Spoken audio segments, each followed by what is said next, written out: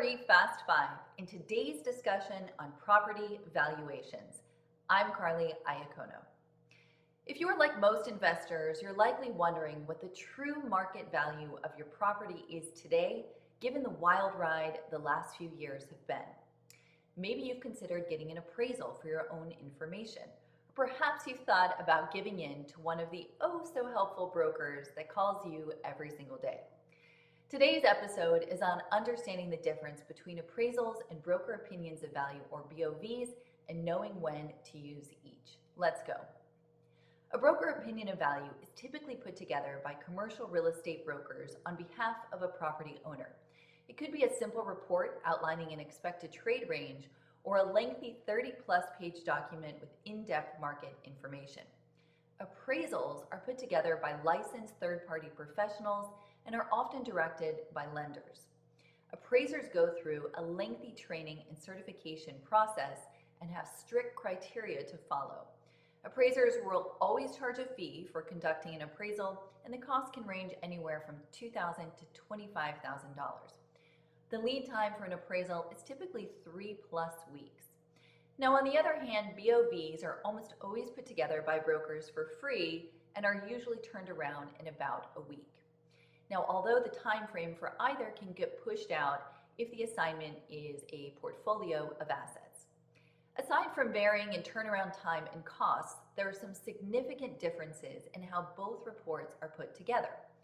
Appraisers rely on 3 valuation methods: the sales comparison approach, income-based approach, and the cost approach.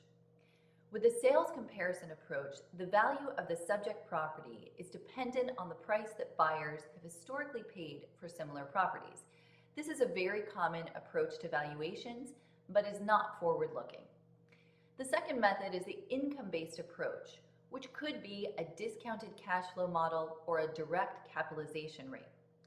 The discounted cash flow model is most often used if future income streams are uneven.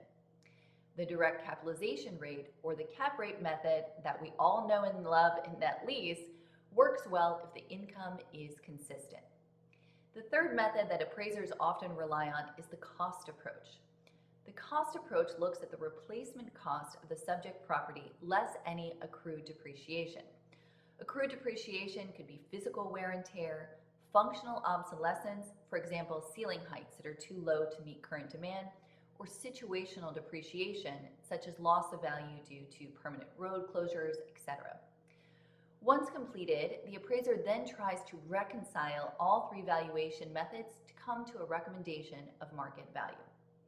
In contrast, broker opinions of value most often rely just on the sales comparison approach and/or the income-based approach.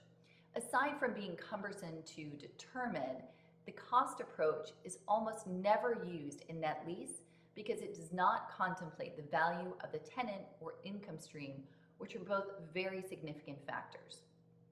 One noteworthy benefit to BOVs are their forward-looking nature. Active brokers know the market inside and out and understand that where something traded 12 months ago may be vastly different than where it would price out today. In addition, appraisers often cover a wide variety of different types of commercial properties among many markets. Because of this, they cannot possibly be experts in everything they review. For example, if you were to ask me to value an apartment building, I would immediately refer you to an expert in that space because although I am very capable of using any of the above methods to value a property, nothing replaces the knowledge of someone who is in that niche day in and day out, whether that be apartments, medical office, or net lease. No one will know the true market value of your asset better than someone who is selling similar properties every day. So there are obviously pros and cons to both appraisals and BOVs, but there are certain times when you will need one versus the other. Appraisals are usually required by lenders, and the resulting value is considered official for the purposes of securing your loan. BOVs are usually the first step to understand market value when you're considering selling your property. However, I think requesting a BOV only when you're contemplating an asset sale is a huge mistake. I would strongly suggest having a BOV done on your property every single year during your hold period. Aside from keeping tabs on the value, what is likely one of your most significant financial holdings, annual BOVs can provide an update on the real estate fundamentals of your property, such as the demos. Is the population in the market increasing or decreasing? Have competing properties been built recently? What's the current market vacancy rate, etc.? These are all factors that will impact the value of your property over time, but are likely not data points you're looking at frequently.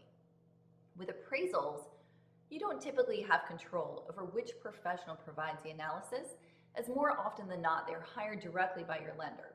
Even if you reach out to a firm for an independent appraisal, you may not have clarity on which professional within the firm will be completing the work.